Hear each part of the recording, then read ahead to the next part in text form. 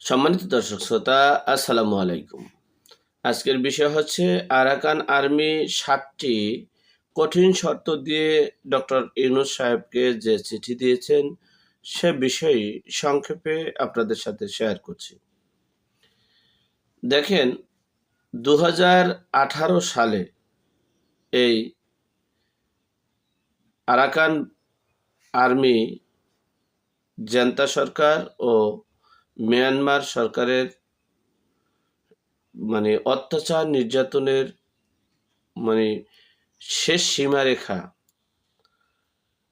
জীবন বাঁচানোর তাগিদে এই রোহিঙ্গারা বাংলাদেশে আসেন। সেখানে এই রোহিঙ্গা চট্টগ্রামে আমাদের এখন প্রায় ১৫ লক্ষ রোহিঙ্গা বসবাস করছে। রোহিঙ্গাদের প্রত্যাবর্তন করার জন্য সকল এই দক্ষিণ এশিয়ার সকল রাষ্ট্রগুলোই চাচ্ছে প্রত্যক্ষ পরোক্ষভাবে। অপরদিকে শেখ হাসিনাও গত ১৫ বছর ক্ষমতায় থাকা অবস্থায়ও তারা এই প্রত্যাবর্তন চাচ্ছিল রোহিঙ্গাদের। কিন্তু আরাকান বাহিনী তাদের একটাই কথা যে ১৯৮৪ সাল থেকে এই মিয়ানমারে আরাকান সার্বভৌম রাষ্ট্র হিসেবেই আরাকান রাষ্ট্র ছিল। এখানে বাঙালি মুসলিমরা আসতো, এসে এই জায়গায় তারা বসবাস করত বিদেই এখানে এই রোহিঙ্গারাই তাদের একটা শক্তি বলয় তৈরি করে দেশে একটা বিশৃঙ্খলা করেছে। এই আরাকান বাহিনীরাই চাচ্ছে তাদের স্বাধীন রাষ্ট্র এবং তারাই তাদের রাষ্ট্রের পরিচয় দিতে। সেই হিসেবে এই জাতিসংঘ সহ এই শেখ হাসিনা রোহিঙ্গাদের স্বদেশ প্রত্যাবর্তন চেষ্টা করেছিল। সেখানে আরাকান বাহিনীরা শর্ত জুড়ে দিয়েছিল যে তারা বাঙালি চট্টগ্রামের মুসলিম হিসেবে পাঠানোর জন্য। কিন্তু এই রোহিঙ্গা তাদের দাবি হচ্ছে আমরা এই মিয়ানমারেরই নাগরিক, আমরা মিয়ানমার আমাদের দেশ, সেই পরিচয়ে রোহিঙ্গা পরিচয়ে আমরা আমাদের জন্মভূমিতে যাব।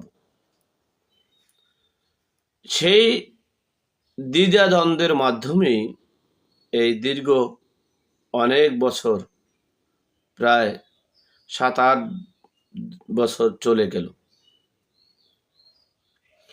এখন ডক্টর মোহাম্মদ ইউনূস যখন ৮ই আগস্ট শপথ গ্রহণ করল, এরপর থেকেই নানান জল্পনা কল্পনা শুরু হলো রোহিঙ্গাদের নিয়ে। রোহিঙ্গাদের স্বদেশ প্রত্যাবর্তন দাবিও তারা করছে যে আমরা আমাদের জন্মভূমি, আমাদের জন্মস্থানে যেতে চাই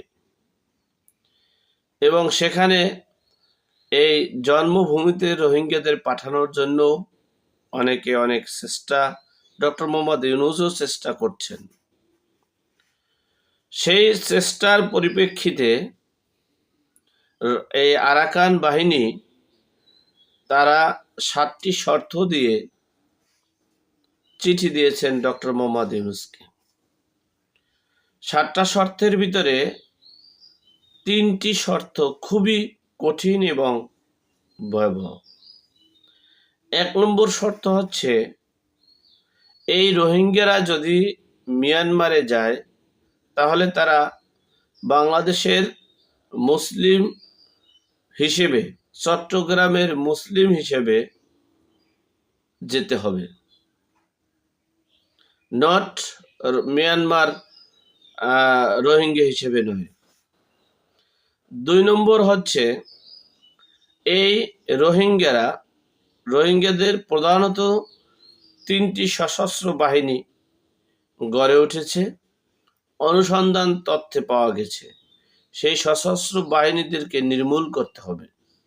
1 নম্বর সশস্ত্র হলো RSO, 2 নম্বর হলো RSA, 3 নম্বর হলো ARA। এই সশস্ত্র বাহিনীদেরকে নির্মূল করতে হবে। এরপরে হচ্ছে এই যে দেশের অবস্থা, এই রোহিঙ্গাদের অবস্থা, আরাকান বাহিনীরা অপরদিকে চাচ্ছে বাংলাদেশের সহযোগিতা, আবার ভিতরে ভিতরে তাদের একটা দুষ্চক্র শুরু করছে। এতে রীতিমতো বাংলাদেশের সার্বিক পরিস্থিতি একটু অবনতির দিকে যাচ্ছে।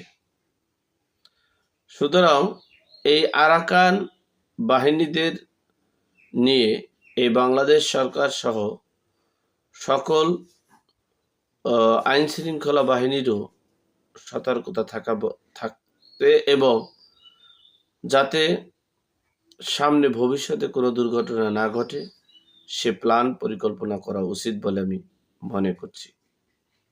আল্লাহ আমাদের সকলের সঠিক জ্ঞান দান করার তৌফিক দান করুক। আমিন। আসসালামু আলাইকুম।